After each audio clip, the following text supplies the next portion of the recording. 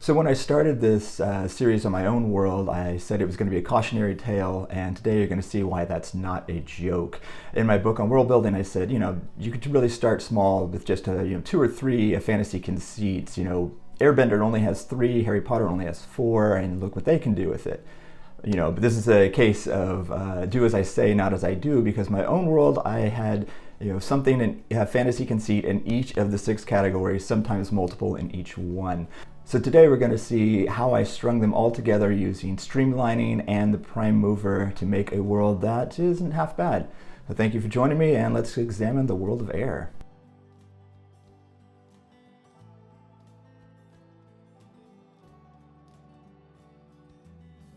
So as I said last time, Ayr started out as a thought experiment. I was watching Airbender, wanted to see if I could make a world that was just as cool. I was inspired by the Civil War, and I really wanted to do something that was steampunk. And I mean real steampunk, not the most steampunk you see on Amazon, which is really just kissy books in a steampunk setting. So I wanted to incorporate all those things, and I had some visions in my head. And even though I'm usually a very top-down designer, I have a concept and I build out from that. I had all these ideas, anti-hero and the Civil War, and they all sort of melded together in my head after I watched True Detective. Let's start by looking at all the fantasy conceits and all the categories. Starting number 1 in the big category of geography. I didn't change much in the world itself initially. I used terra de facto, which is to say that unless you change something, then everything remains the same as on Earth. So all the analogs are still there. I used north, south, east, and west, seasons, which means that there's one single moon, that kind of thing. All that's the same.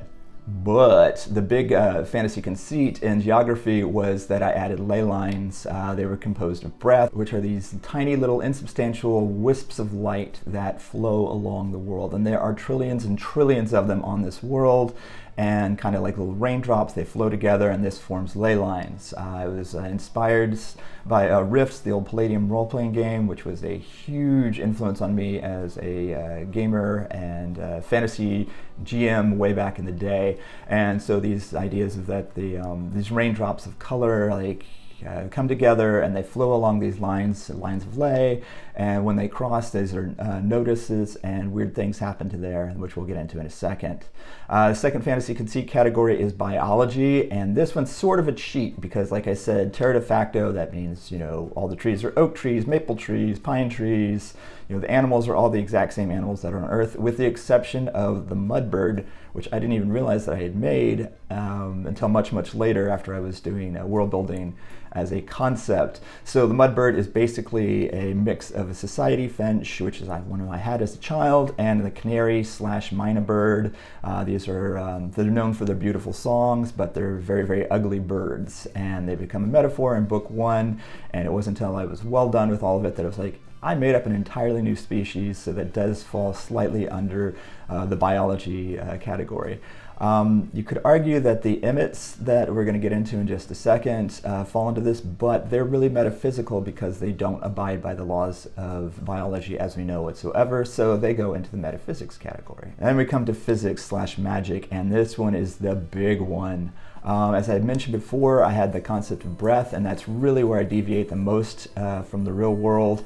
Breath is the idea that there's tiny immutable objects. Well, these little wisps of light that are everywhere that flow into the lines of ley.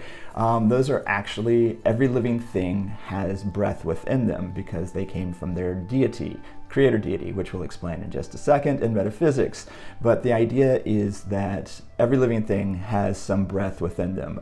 Plants have one breath, and this is the body, and that's what makes them alive. Animals have 2, the body and the mind, and these are capitalized words when I say them in the book, and that's what gives them thought and the ability to move and that type of thing. So body, just plants, body and mind. Animals and humans, being their creator deities, chosen species, have body, mind, and soul.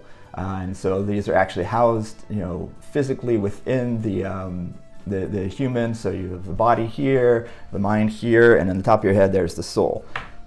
Pretty cool, right? And when you die, they shoot out and they reform into the lines of ley. And when someone's born, those 3 or 2 or 1 come together and That's what quickens the human body or animal body, et cetera, et cetera.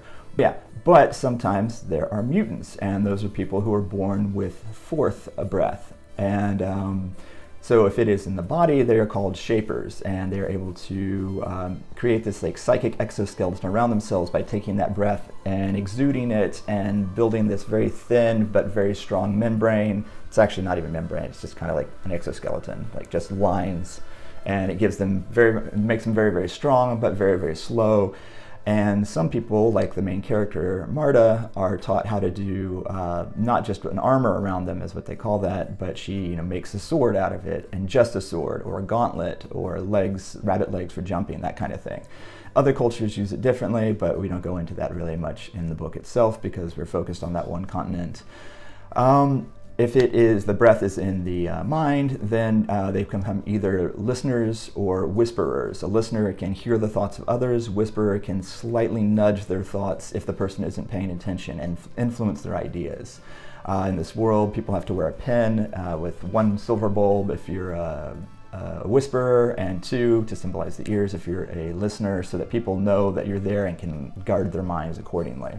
If the fourth breath is in the soul, they become either a weaver or a render based upon kind of their cultural beliefs. A weaver, both of these can take the breath outside of the bodies, of their own bodies, and control it. The weaver takes the random breath that are floating around, takes 3 of them, weaves them together, clever I know, and creates a construct, a kind of mindless construct that obeys them for a day. These are called manifestations, and they're pretty cool because they can be insubstantial when they want to be, or substantial when the weaver wants them to be, which makes them pretty great fighters.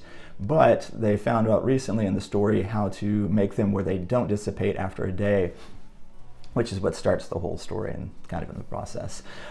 Renders, on the other hand, believe that you should not take breath out of the flow for even for a day. And so they can control the breath in others, which means that they can control the breath in your body, which means they can shove you down if they want just by moving the breath within you, or their more deadly ability, pull it to them, take their glass blade, because the only thing that contains breath in this world is glass. So the renders, and only the renders, carry a glass blade that they can cut through it and kill you instantly. Some of the other renders can also take their fourth breath out of them. They wear a glass eye where they keep it in, pop that eye out, let the breath go. Anything it sees, it brings back to them in the form of knowledge. That's pretty cool. But there are also other things you can do with it. One of the other ideas is kind of my vampire analog, and they're called Glassmen, and they're humans that have, spoiler alert, killed one of their own kin, usually their own child, and absorbed the breath as they died. Then they can, because they're so horribly stained from that, they lose their soul breath, but they can start adding more and more to their body or their mind, and that gives them like super strength, super healing, as well as or mental powers that the whisperers and listeners are just nothing compared to. And finally, the form of magic. Man, this was a big category. I have imbued objects, which are a certain sect can take the breath of someone when they die, funnel it through an object and give it powers. One of the main characters carries an imbued lock blade, which is basically a switchblade, but whenever he has it open in his hand, he can't be defeated. So yeah, he keeps it in his hand a lot. That sounded a little weird. Anyways, yes, so big category, physics, lots of magic in this world, all involving breath.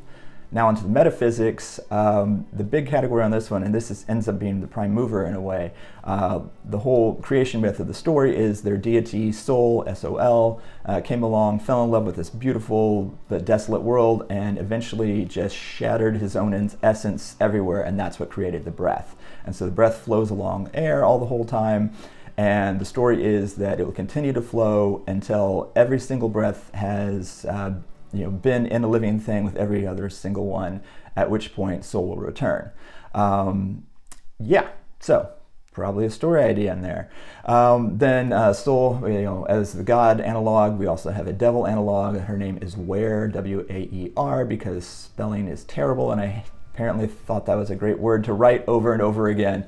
And she is the devil analog. She is made up of black breath and is special and has tried to destroy Sol's creation for all time. Like I said, breath is in all living things, but not all living things have corporal bodies. Emits are one of them, and they are what happens at a nodus, i.e., where the two lines of ley intersect. Sometimes breath gets tangled together into a three-being creature that has an intelligence but can only speak to reavers and renders, which are hard to say together. Anyways, they can also become incorporeal, so the only thing that can harm them is glass, but only renders are allowed to carry glass weapons. One of the other fun things about making this world and having the breath in every living thing and dissipating once they die is that there is no concept of a soul whatsoever. People think once you die, there is physical proof that you are dead. You will never be that same person again, because those three breaths are scattered to the winds, and they will interact with other breath and become a whole new living thing, maybe not even be human next time. So the idea of a soul and anything moving on after death doesn't exist in this world. That was a large part of the religion, which is part of the culture, which we'll get to in a second. When it comes to technology, as I said, it was steampunk inspired, and then that means I wanted impossible technologies that don't exist in our real world, or do exist but did not exist in the analog of the Civil War and Reconstruction era. So all of this is powered by Ley, which was kind of cool to do, in that it was basically free electricity. In the story, the Ley is magnetic, which means if you put a filament in there, you get free power, which means that everything in this world is powered by spark boxes, which are basically little batteries. You just go and put them in a Ley for a while, they get charged. You want to light a lamp, you just plug it in, and it's what powers it until it runs out of power. But this was actually kind of cool because it influenced things like muskets. The muskets in this world, instead of having the flintlock, they just have a spark box on there, and the filament touches, is what causes the explosion, which fires the gun, et cetera, et cetera. And I traveled down that line of thought for a while and extrapolated that one to the idea of, well, they don't have as much chemistry knowledge in this world because they don't use the combustion engine as they did for a short while, but once they figured out electricity, they moved down that tech tree for a while. So there is less gunpowder and that type of thing in this world than there is in the real analog. Also, then we had the impossible tech, like, as I said, airships, because you can't have a steampunk anything without an airship. It would just be illegal. They also have floating trains because they realized glass doesn't, the breath doesn't pass through the glass. They just put glass on the bottom of their trains, found they could float on there, put big old lodestones in the front, boom, you're traveling up and down the lines. All right, culture. This was a big one. Like I said, it was a Civil War analog, but then I, switched it. I basically took, the United States, North and South, whoop, East and West. I know, very creative, but each one had their own philosophy, and they were both inspired by the religions of the Weaver and the Render. The Weavers are much more not hedonistic, but much more about nature and and taking the breath and bending it to their will so that it'll work so they don't have to. The Renders, on the other hand, were still very Protestant. Even though it's kind of a reincarnation, no afterlife, they're very Protestant. Think you shouldn't take breath out of there. Very stern, have churches, that kind of thing, while the Weavers, teach out in nature, have, Baptist revivals kind of thing. And so much of the overarching plot is based on the Civil War that broke out between these two philosophies that tore the nation in half. We also have the Dobra in this world. There's a new faction kind of thing, and they are a kind of combination of the Roma and of Hasidic Jewish communities, and though they're not really liked, they're very necessary because they can send messages up and down the Ley, and so they're telegraph service, and so they're completely neutral in all things. So they are everywhere around the world, and they pass all the messages around. One of the other things that was kind of cool to do with the culture is looking at equality, especially because you have blessed. 5% of the population has these mutant abilities, and that makes them more powerful than normal people. And I had to look at how society would incorporate these people and extrapolate off of that. Equality between the genders, when you have a female who is significantly stronger, by being a shaper or something, would she be conscripted into the army, that kind of thing, as kind of our main character is. And plus, I have lots and lots of lore going back all the way. I have Arthurian analogs and about where glass weapons came from, sword in the stone, but it's the first glass blade, all sorts of this stuff. And that is I don't know, at least 10 different fantasy conceits that are all wrapped into this world, and I like to think that I made them all make sense. And I did this by bringing it together with streamlining and extrapolation, and that was done by finding my prime mover. Once you eliminate everything, you can eliminate almost anything in the story with the exception of breath. Breath is the one thing you can't eliminate. It is the prime mover. It is where everything springs from in terms of inspiration of the fantasy conceits. And this went back to the metaphysical conceit of their deity soul, dividing himself into all these trillions and trillions upon breath. And once you had the breath, then everything kind of fell into place. The ley lines, the technology that, the electricity that could be brought from it, and the powers of having an extra breath. I mean, that all comes down to the breath itself, which makes it my prime mover. And I was able to filter all the other conceits through it, and even technology, which is usually way out of the fantasy conceits. Most fantasy stories don't really use it except for toehold details, but I was able to say, nope, this is impossible technology that is powered by the breath because it is my prime mover. And the prime mover also created the story itself, because if I have a creator deity who's going to have a second coming, I have Where, the antagonist, devil stand-in, then I have a big overarching story that is worthy of an epic novel, an epic series of the second coming, and what is the devil going to do about it, and what are the humans going to do when they're caught up in it. So there you go, that is my big overview of the world of Ayr, looking at all the major fantasy conceits. Going forward, I'm going to try to take one category per week and look at the details of how I built each one of those things. I hope you stick around, and I hope it can help you build some better worlds.